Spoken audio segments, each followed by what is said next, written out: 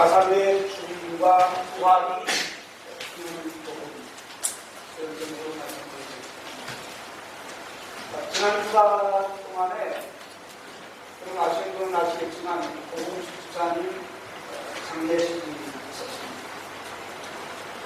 고인의 아들인 병찬님이 마지막 인사를 하는데요. 인사를 들으면서 인간이 얼마나 건강한 인생의 삶이라고 하는 것이 참 아무것도 아닌가. 죽음에 대해서 다시 한번 생각을 해보게 되었습니다. 그 아들이 그런 말을 했어요. 아버지가 큰 나이로 63 가셔도 너무 일찍 가셨기 때문에 참 가슴이 아프고 더 많이 슬프고 그런 인사였거든요. 공감을 하면서 참 마음의 안타까움을 가지면서 장례식을 치렀습니다. 여러분 죽음이 무엇인가? 죽음이 무엇인가? 세상 사람들이 생각하는 죽음과 우리 믿는 사람들이 생각하는 죽음의 그 의미는 참 많이 다릅니다. 여러분 그 유명한 헨리 나우겐이라고 하는 분이 죽음에 대한 정의를 이렇게 내렸거든요. 죽음이란 하나님께서 우리에게 주신 가장 큰 선물이다. 그럼 그 말의 의미를 이해할 수 있겠습니까? 죽음이 가장 큰 선물이다. 이 말을 우리가 정확하게 이해할 수 있다면 그분은 가장 큰 축복을 누리는 삶을 사는 사람. 왜 그분이 이런 말을 했을까? 죽음이 가장 큰 선물이라고 하는 말의 의미는 성경에서 찾아볼 수밖에 없습니다. 왜냐하면 세상 사람들은 결코 죽음이 선물일 수가 없습니다. 가장 무서운 것이고 가장 슬픈 것이고 가장 큰 문제가 죽음이기 때문에 세상 사람들의 생각과 견해가지고는 이 헨리 나우겐의 죽음의 정의를 이해할 수가 없습니다. 성경을 보면 죽음은 이런 겁니다. 죽음이라고 하는 것은 이제 고통과 고난 이 모든 것을 벗어 던지고 참다운 안식을 누리는 순간입니다. 성경에서는 그렇게 우리가 이해할 수 있습니다. 죽음이라고 하는 것은 고통을 벗어버리고 진짜 안식을 거두는 순간입니다. 그리고 죽음은 영원한 삶으로 가는 길목이다. 그렇게 이해한다면, 그렇게 받아들인다면 죽음이야말로 가장 큰 선물입니다. 여러분 그렇지 않습니까? 세상의 삶이 얼마나 힘들고 어렵고 고통스럽고 순간순간마다 문제투성이고 참다운 쉴 수 없는 그런 삶이 인간의 삶이기 때문이죠. 그래서 참된 안식을 누리는 것이 죽음이라고 한다면 바로 죽음은 하나님의 가장 큰 선물입니다. 이 헨리 나우겐의 가르침을 우리가 좀 이해할 수가 있을 것입니다. 오늘 말씀은 바로 죽음의 이야기를 하고 있습니다. 여러분 잘 아는 대로 나사로가 죽었다가 나흘 만에 예수님에 의해서 다시 살아나게 되는 사건이 오늘 유명하십니다. 저는 이 말씀을 여러분들에게 소개해드리면서 이 나사로의 죽음과 나사로가 다시 살아난 사건이 오늘 저와 여러분들에게 주시는 교훈이 무엇인가? 여기에 초점을 맞추어서 말씀을 드리려고 합니다. 나사로의 죽음 그리고 나사로의 부활. 오늘 저와 여러분들에게 말씀해 주시고자 하시는 그 의도가 무엇인가? 여러 가지로 우리가 생각해 볼 수 있을 겁니다. 그 가운데 가장 중요한 몇 가지만 말씀드린다면 첫째는 참 믿음의 사람도 참 주제가 참 어렵습니다. 참 믿음의 사람도 하나님의 사랑과 우리 주님의 사랑을 받는 사람도 고난이 찾아온다. 고난이 찾아온다. 여러분, 예수를 믿는 사람들이 가장 큰 그 착각 중에 하나가 이런 생각이에요. 내가 예수를 믿는다. 내가 정말로 하나님 앞에 충성하고 헌신하고 봉사하는 삶을 산다면 고난이라고 하는 것은 나와 상관이 없을 것이다. 이런 생각. 예수 믿는 사람들이 가장 하기 쉬운 생각이죠. 내가 예수 믿는데, 내가 교회 다니는데, 내가 하나님 앞에서 하나님의 말씀대로 살려고 그렇게 발버둥을 치면 하나님께서 나의 고통의 문제, 고난의 문제 다 해결해 주십니다. 이런 생각 가질 수 있습니다. 또 실질적으로 이런 생각 많이 합니다.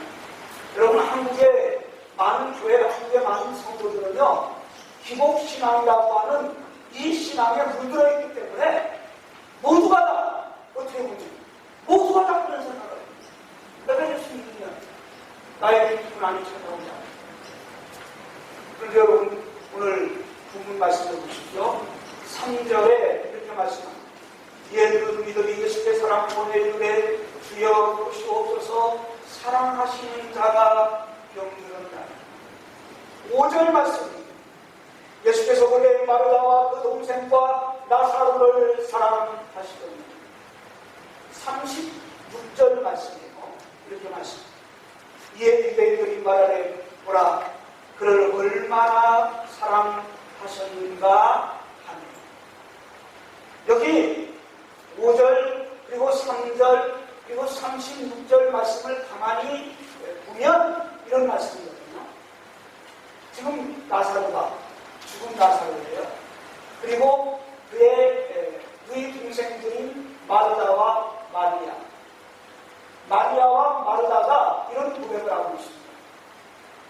오빠가 병이 들어서 지금 거의 다 죽게 되니까 사람을 우리 주님께 보내셔서 이런 말을 하거든요. 주님이 사랑하시는 자가 병들었나이다. 여러분, 이 말씀을 조금만 깊이 있게 생각을 해보십시오. 이런 말씀입니다. 주님이 나와 내 오빠와 그리고 우리 가정을 얼마나 사랑하고 계신지 나는 알고 있습니다. 우리는 압니다. 여러분, 굉장히 중요한 의미를 부여하셔야 됩니다. 주님이 나를 사랑하시는 줄 나는 알고 있습니다. 여러분 그렇게 알고 있습니까? 여러분 그렇게 믿고 있습니까? 주님 하나님께서 나를 얼마나 사랑하시는지요. 순간순간마다 주님의 사랑을 느끼고 깨닫고 나는 그렇게 확신합니다. 주님이 나를 사랑하십니다. 이런 고백을 지금 마르다와 마리아 그리고 나사로는 알고 있습니다. 그리고 한번 더 나가서요. 주님도 그렇게 말씀하십니다. 많은 사람들에게 내가 나사로와 그리고 마르다 마리아를 특별히 사랑한다. 주님이 사랑하신다. 주님이 그렇게 말씀하십니다. 그리고요 다른 사람들, 유대인들 많은 사람들이 그렇게 알고 있습니다. 아, 저 가정 마르다라고 하는 사람 그리고 마리아 우리 주님 예수라고 하는 사람이 저 가정 특별히 사랑하네. 이걸 다른 사람들도 알고 있습니다. 여러분 무슨 말씀인지 알겠죠? 본인들도 주님 나를 사랑하는 걸 확신해요. 그리고 예수님도 내가 너를 사랑한다 말씀하셨습니다. 그리고 다른 사람들도 마르다와 마리아, 나사로의 가정을 예수님이 사랑하시는 줄로 알고 있습니다. 그런데 나사로가 병입니다. 제가 무엇을 강조하는지 여러분 아시죠? 그런데 나사로가 병들었을 뿐만 아니라 나사로가 죽었습니다. 예수님이 사랑하는 줄 알고 예수님이 사랑한다고 선언하셨고 다른 사람들도 예수님이 사랑하는 가정인 줄로 그렇게 알고 있는 그 가정에 문제가 찾아와 고난이 찾아왔다. 이걸 여러분들 해결하고 나가요. 예수님을 사랑하는 가정도 예수님을 잘 믿는 사람들에게도 고난은 찾아온다. 이게 여러분들이 들어야 할 수 있죠. 이 문제가 해결되지 않으면 우리는 바른 신앙생활을 할 수가 없습니다. 내가 예수 믿는데, 내가 이렇게 신앙생활을 하는데 왜 하나님 나에게 이런 고통이 옵니까? 이렇게 생각하고 이렇게 하나님 앞에 뺐으면 문제의 해결이 되지 않습니다. 내가 정말로 예수님을 믿는데요, 내가 신앙생활을 잘하려고 결정했는데요, 그렇게 마음을 가지고 다짐했는데요, 그러면 하나님 내가 하는 사업이 잘 돼야 되지 않습니까? 그런데 사업은 더 어려워지고 더 힘들어지고 사람들은 나를 손가락질하고 점점 더 어려워져 가는 이 현실 속에서 내가 어떻게 하나님 앞에 고백해야 하는가, 이 문제입니다. 나사로의 가정이 주님이 사랑했는데 나사로가 병들었고 나사로가 죽었다, 이렇게만 여러분들 그냥 한 귀로 듣고 한 귀로 흘러나가면 안 돼요. 오늘 우리에게 적용해 보라는 거예요. 내가 예수 믿는데, 내가 정말로 신앙생활 하는데, 내가 하나님의 교회 일꾼인데, 그런데 하나님 왜 나에게 어려운 문제들이 다가옵니까? 정답은 그럴 수 있다는 거예요. 예수 잘 믿어도 사업이 실패할 수 있다는 겁니다. 사업이 부도가 날 수 있다는 거예요. 내가 병들고 그래서 죽을 수 있다는 겁니다. 이게 성경이에요. 그러니 힘들지. 우리 생각은 예수 믿으면 하나님의 사랑을 독차지하면 문제가 없고 고난이 없어야 되는데 성경은 그게 아니라는 거예요. 그럼 무엇이 문제입니까? 고난이 내게 찾아오는 것이 문제가 아니고 그 고난에 어떻게 반응하느냐가 중요합니다. 내가 진짜 예수 믿으면, 내가 진짜 우리 하나님의 사랑을 확신하고 있다면 고난이 내게 오는 것이 문제가 아니라 그 고난에 어떻게 반응하느냐가 중요합니다. 예수를 잘 믿든지 안 믿든지 고난이 찾아오는 것은 분명합니다. 그렇다면 이 고난에 대해서 우리가 어떻게 반응해야 할 것인가? 두 가지 성경은 우리에게 해답을 주거든요. 그 가운데 하나는 내 자신을 돌아보라. 끊임없이 고난이 내게 다가옵니다. 하는 일마다 제대로 해결이 되지 아니할 때 여러분들이 내 자신을 먼저 돌아봅니다. 성경 그렇게 말씀해요. 그래서 어떤 분들은요, 이런 말을 합니다. 내가 참 하는 일마다 잘 안 되는데 내 자신을 돌아보는데 네 가지를 돌아봅니다. 내가 정말 온전히 주의를 잘 지키는가, 주의 성수. 여러분, 온전이라고 하는 단어를 기억하셔야 돼요. 그냥 주일날 되니까 대충 한번 교회 가서 예배드리고 그걸 끝나는 것이 아니고 온전히 주의를 성수합니다. 그리고 온전히 하나님 앞에 11조를 드리는 것. 그리고 온전한 마음으로 감사하면서 헌신하는 것. 그리고 마지막 한 가지가 주님의 사랑을 가지고 봉사하는 것. 이 네 가지를 돌아본다는 거예요. 그래도 나 온전히 주일 청소하고 온전히 11조 드리고 그리고 정말 감사하는 마음으로 헌신하고 그리고 사랑하는 마음으로 봉사하는데도 문제가 있다. 그래도 내 사업이 안 된다. 그래도 어려움이 계속된다. 그러면 감사하라는 거예요. 기뻐하라는 거예요. 아하, 하나님께서 내게 더 큰 축복을 주시고자 고난을 허락하십니다. 이렇게 생각하죠. 이게 성경입니다.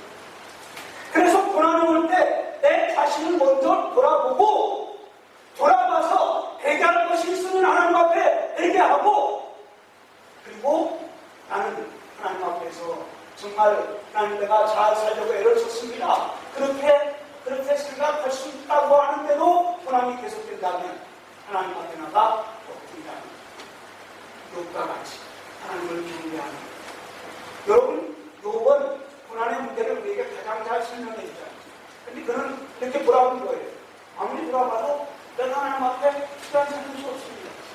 요배 보면 거기에 더 컸잖아요. 하나님 앞에 내가 문제가 없는데 왜 이렇게 내가 큰 문제가 옵니까? 결론은 뭐예요? 욥기서를 통해서 우리에게 보여주는 고난의 결론은 하나님께서 욥에게 더 큰 축복을 주시기 위한 방편이었습니다. 물론 마귀의 참소가 있었지만 결론은 그것이었습니다. 이것이 우리에게 다가오는 고난에 대한 이해 올바른 성경은 이걸 얘기하지 않습니다. 여러분 기억하십시오. 나사로의 가정이 큰 고난이 찾아왔습니다. 믿음의 사람들에게도 하나님의 사랑을 입은 가정들에게도 고난은 찾아옵니다. 그러나 그 고난에 어떻게 반응할 것인가, 이것이 우리에게 주어진 숙제입니다. 나사로의 죽음과 나사로의 부활이 가져다 주는 두 번째 교훈은 주님의 침묵은 더 좋은 것을 주시기 위함이라는 것입니다. 여러분 15절 말씀을, 이 15절 말씀은 굉장히 어려운 말씀입니다. 내가 보이지 아니한 것을 너희를 위하여 기뻐하노니 이는 너희로 믿게 하려 함이라. 그러나 그에게로 가자 하시니 이렇게 말씀합니다. 여러분 이 말씀 무슨 말씀인가 하면요, 우리 주님이 나사로가 병들었다는 소식을 듣습니다. 그래서 참 이상해요. 그 소식을 듣자 우리 주님은 바로 나사로에게 달려가셔서 나사로를 거기서 두시지 않습니다. 우리 주님이 안 바꿔요. 딴 사람 같습니다. 우리 주님이라면 마땅히 정말로 사랑하는 나사로가 병들어 죽게 되었는데 그 소식을 듣자마자 달려가셔야 우리 주님이시잖아요. 예수님이 그런 분이셨잖아요. 병자들이 찾아오고 그리고 고쳐달라고 난리치면 주님은 한 번도 거절을 하지 않으셨어요. 그냥 고쳐주시오. 고쳐달라고 하지 않아도 고쳐주세요. 그런데요, 이 장면이 이해가 안 되잖아요. 우리 주님께서 나사로가 병든다는 소식을 들으시고 바로 가신 것이 아니고 이틀을 더 유하셨습니다. 오늘 11장 말씀, 전장의 말씀을 자세히 읽어가다 보면 우리 주님이요, 왜 이틀을 더 유하셨는가, 그 소식을 듣고 왜 더 이틀 동안 계셨는가, 그 대답은요, 나사로가 죽기까지 기다리십니다. 여러분 이게 이해가 되지 않습니까? 죽기까지 기다리셨어요. 나사로가 죽었습니다. 제자들이 이렇게 말씀합니다. 야, 가자. 나사로가 죽었으니까 가자, 이 말씀이거든요. 근데 뭐라고 말씀하셨냐면, 여러분 오늘 본문 말씀 보니까 이 제자들에게 야, 나사로가 잠들었으니까 깨우러 가자. 그 제자들이 깜짝 놀랐어요. 나사로가 잠들었다니? 잠들었으니까 깨우는 건 당연하겠구나. 제자들이 잘 몰랐죠. 주님이 그렇게 말씀합니다. 아니야. 나사로가 잠자는 것이 아니고 그러니까 우리 주님은 나사로가 죽을 때까지 기다리십니다. 그러면서 하시는 말씀이 15절 말씀이에요. 15절 다시 한번 여러분들 기억하십시오. 15절에 내가 거기 있지 아니한 것을, 이 말은 무슨 말이에요? 지금 나사로가 병들어서 다 죽어가는 그 순간에 내가 있지 아니한 것을 너희를 위해서 살릴 것이다.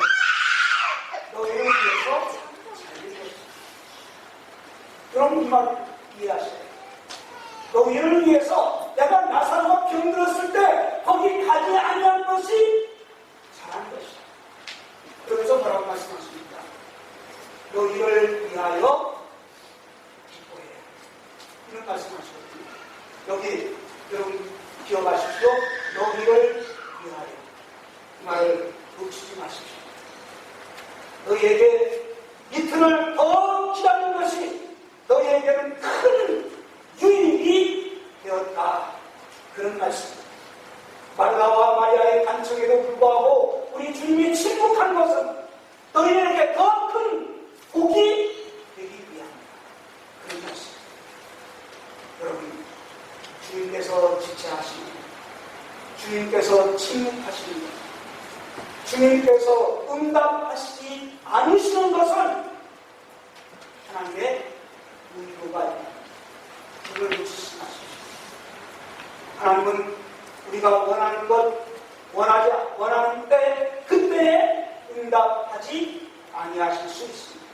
그렇다고 해서 우리를 거절하시는 것이 아니라는 것입니다. 주님은 우리가 원하는 것보다 더 좋은 것을 주시기 위해서 거절하십니다. 우리가 원하는 때보다 더 적절한 때가 있기 때문에 기다리고 계십니다. 오늘 어떻게 보면 이 나사로의 죽음과 부활이 주는 최고의 교훈은 바로 여기에 있습니다. 우리 생각대로 판단하고 있습니다.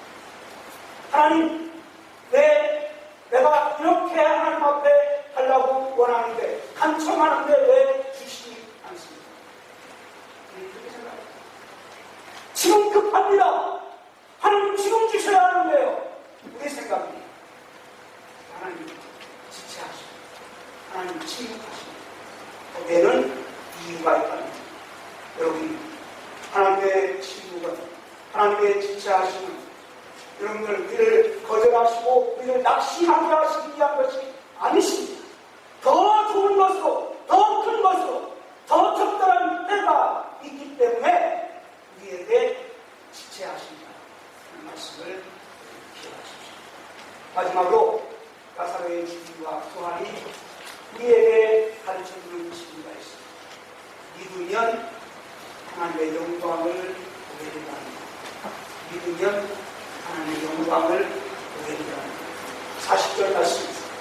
예수께서 이르시되 내 말이 내가 믿으면 하나님의 영광을 보리라 하지 아니하였느냐 하십니다. 참 놀라운 말씀입니다.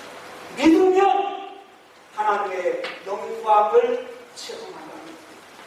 나사로가 죽었습니다. 나흘이나 시신은 부패했습니다. 근데 주님이 나사로의 무덤에 오셔서 돌을 옮겨보라고 말씀합니다. 마리아가 깜짝 놀랐습니다. 아니 예수님, 주님, 우리 오빠가 죽은 지 벌써 나흘이나 되었습니다. 냄새가 납니다. 그러면서 울먹이는 거예요. 그러면서 절규하는 거예요. 그때 주님이 말씀하십니다.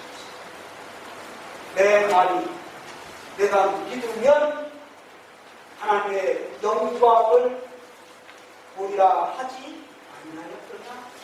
주님 말씀입니다. 여러분 이 말씀 잘 들으십시오. 우리 주님이 우리에게 듣고 싶은 말은 어떤 말인지 아십니까? 지금 이 말라의 말은요 굉장히 합리적이고 굉장히 인간적이고 옳은 말입니다. 왜냐하면 지금 오빠가 죽은 지 나흘이나 됐으니까 나흘이나 되면 당연히 시신이 나고요, 냄새 나고요.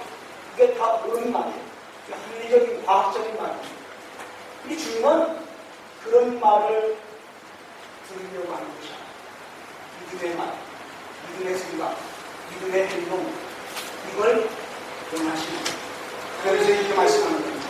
믿으면 하나님의 영광을 체험하게 됩니다. 이 사사적인 것도 꼭 기억하셔야 됩니다. 우리가 믿음을 생각할 때요, 추상적으로 생각해요. 믿음을 어떻게 볼 수 있는가? 믿음을 어떻게 알 수 있는가? 추상적으로 생각하면 믿음을 볼 수 없어요. 그런데 성경은요, 우리의 믿음을 볼 수 있다고 말씀하십니다. 여러분, 최초의 일곱 집사님을 세우는 장면을 기억하십니까? 사도행전에 보면 일곱 집사님을 세우죠. 근데 일곱 집사님을 세울 때 우리로 얘기하면 투표하는 거예요. 투표를 하는데 자격이 어떤 자격입니까? 믿음과 성령이 충만한 사람을 뽑으라. 뽑았어요. 여러분 그 얘기는 무슨 얘기예요? 지금 초대교회, 예루살렘 교회 성도들은 어떤 사람이 믿음이 좋은가를 볼 수 있을 겁니다. 너무나도 중요한 교훈이에요. 믿음이라고 하는 것은 보여지는 겁니다. 아, 저 사람이 믿음이 충만한 사람이구나. 그래서 일곱 집사님을 투표해서 뽑지 않습니다. 백성들이 믿음이 충만하고 성령이 충만하고 지혜가 충만하다고 하는 것을 눈으로 본 거예요. 그리고 듣는 거예요. 그러니까 믿음은 보여질 수 있어요. 우리 주님은, 하나님은 우리의 믿음을 보시고 역사하시는 거예요.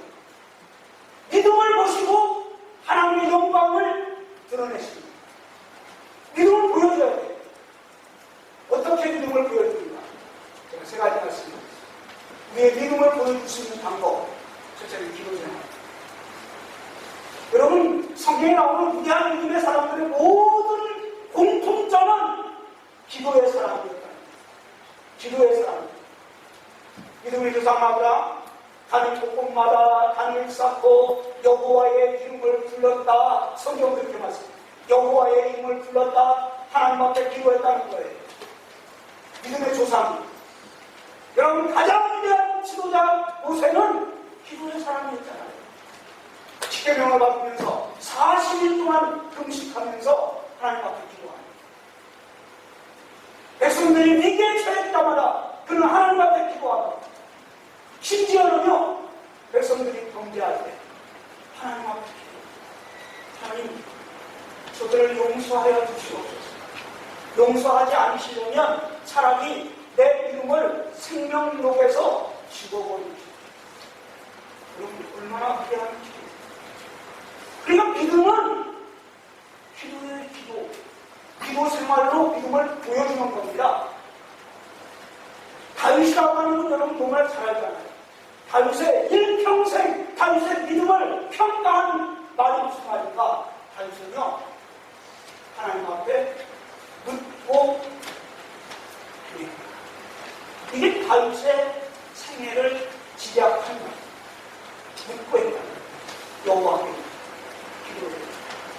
그래서 우리의 믿음을 보여주는 가장 좋은 방법은 기도생활입니다. 그리고 두 번째, 우리의 믿음을 보여줄 수 있는 것은 순종의 삶이야. 로마서 6장 17절 말씀에 보니까 하나님께 감사하노라. 너희가 원래 죄 정더니 너희에게 전하여 준 바 교훈의 분을 마음으로 순종하여. 무슨 말이냐면, 너희가 원래 죄의 종이더니 이제는 믿음을 가져서 의의 종으로 바뀌었다. 그 말을 설명하는데요. 이렇게 설명합니다. 내가 너희에게 전하여 준 바 교훈의 본. 교훈의 본. 이건 뭐냐면 교훈이에요. 그 교훈의 본을 마음으로 순종하여. 다른 말로 말씀드리면 교훈의 본을 너희가 믿음으로 연기시켜. 믿음을 마음으로 순종하여. 이렇게 설명합니다. 그러니까 믿음을 보여줄 수 있는 것은 하나님의 말씀을 순종하고 말씀대로 사는 거예요. 내가 믿음이 있다. 사도 야고보는 우리에게 분명히 그렇게 가르칩니다. 야, 우리 행함으로 너희 믿음을 행위입니다. 마지막으로 믿음은 감사의 모습으로 나타나야 합니다. 나사로를 살리실 때도요, 우리 주님 하나님 아버지 앞에 감사합니다. 감사의 삶, 감사의 생각, 감사의 말, 이것이 믿음의 표시다. 결론으로 말씀드리겠습니다. 사랑하는 성도 여러분, 우리 주님이 사랑하셨던 나사로의 가정, 나사로가 병이 들고 하나님 찾아왔거든요. 나사로가 죽기까지 했습니다. 우리가 잘 믿음을 가지고 주님의 사랑을 신앙자로 하나님 줄 수 있습니다. 중요한 것은 그 고난에 우리가 어떻게 반응하느냐. 이게 중요합니다. 내 자신을 돌아보고, 그리고 하나님 앞에 낙심하는 것이 아니고 더 큰 축복을 기대하면서 인내하는 것입니다. 오늘 나사로의 죽음과 부활이 가져다 준 교훈 가운데 가장 큰 교훈은 우리에게 믿음을 보여달라는 겁니다. 믿음을 가지면 하나님의 영광을 보게 됩니다. 하나님의 영광을 체험합니다. 저와 여러분들이 이와 같은 귀한 믿음을 가지셔서 하나님의 영광을 체험하시고 가장 높은 삶이 되시기를 주님의 이름으로